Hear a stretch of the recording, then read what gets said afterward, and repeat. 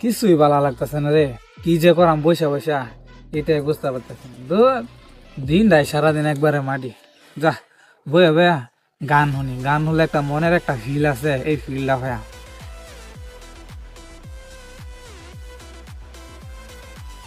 हर रात सपनों में आना, আর শালার গান, फिर मुझको हंसाना। গানটা তো ভালাই মজা লাগতেছে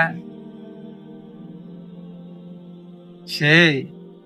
আমার একটা মনের একটা টান টান লাগতেছে গানটা শুনে, যে একটা ফিল পাইলাম রে, একবারে মনের একটা টান টান লাগতেছে। আমার কাছে খুবই এখন ভালো লাগতেছে রে। গান পুরা দিলও লাগা গেছে।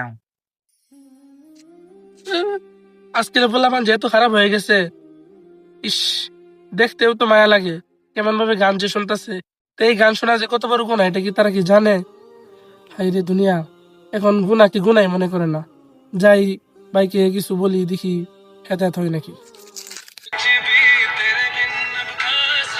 এ ভাই, একটু গানটা অফ করেন তো। কিরে, 12 বার্তার মধ্যে আমার কাটা 8টা ঠেলে দিল। এত সুন্দর একটা গান শুনতেছি, এই গানটার মনটা আমার মন মানসিকতাটা নষ্ট করে দিল। কিরম মেজাজটা গরম হয়ে যাও না? কি ভাই, আপনি এখানে গান কেন শুনছেন? গান শোনা যে হারাম, এটা কি আপনি কি জানেন না? আপনার কি সমস্যা? আমার মোবাইলে আমি গান শুনি, মানে যেটা করি, এটা আমার ব্যাপার। আপনার কি হয়েছে? হ্যাঁ, আমি একটু গানটা শুনে এটা আমার মনটাকে ঠান্ডা করছিলাম। এটা কি হয়েছে আপনার যে আমাকে গানের জন্য এরকম উল্টা পাল্টা কথা বলতেছেন? হ্যাঁ, কি সমস্যাটা আপনার?